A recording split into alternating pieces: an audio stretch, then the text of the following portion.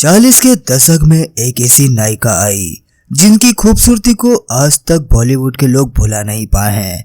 जी हाँ दोस्तों, हम बात कर रहे हैं मधुबाला की। मधुबाला एक वक्त में इतनी खूबसूरत हुआ करती थी कि उनको ग्रीक की एक देवी वीनस के नाम से जाना जाता था। मधुबाला को लोग नेचुरल ब्यूटी कहते थे, यानी उन्हें खूबसूरत दिखने के लिए किसी भी आर्टिफिशियल मेकअप की जरूरत नहीं पड़ती थी।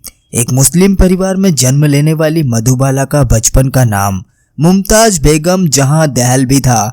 मधुबाला ने छोटी सी उम्र में ही फिल्मों में काम करना शुरू कर दिया, जिसके चलते वो कभी भी स्कूल नहीं जा सकी। उन्हें उर्दू तो आती थी, लेकिन अंग्रेजी के शब्द समझ नहीं आते थे। लाखों लोगों के दिलों की धड़कन मधुबाला जीवन भर अपने सच्चे प्यार को पा नहीं सकी। मधुबाला को अपनी जिंदगी का सबसे पहला प्यार प्रेमनाथ से हुआ था। इन दोनों का रिश्ता महज 6 महीने ही चल पाया। मधुबाला और प्रेम के बीच में धर्म की दीवार आ गई। प्रेमनाथ उनका धर्म बदलाना चाहते थे, लेकिन मधुबाला इसके लिए राजी नहीं हुई। उसके बाद मधुबाला की नजदीकी दिलीप कुमार साहब के साथ में हो गई।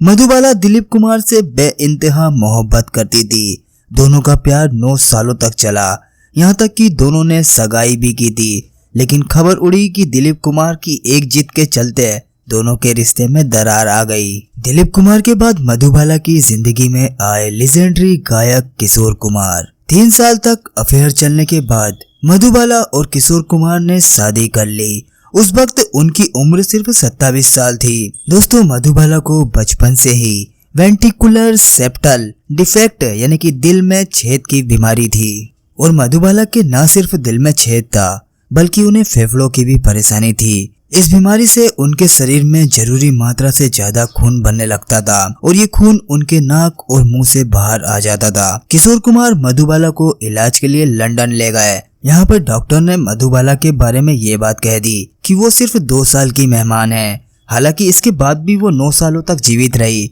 मधुबाला को उनकी बीमारी ने इस कदर जकड़ लिया था कि आने वाले 9 साल उन्होंने बिस्तर पर ही बिताए। मोहब्बत के दिन यानी कि वैलेंटाइन डे के दिन में जन्मी मधुबाला को वीनस सुंदरता की एक ग्रीक देवी भी कहा जाता था।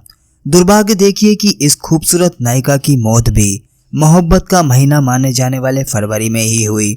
मधुबाला ने 23 फरवरी 1969 को मात्र 36 वर्ष की उम्र में ही इस दुनिया को अलविदा कह दिया।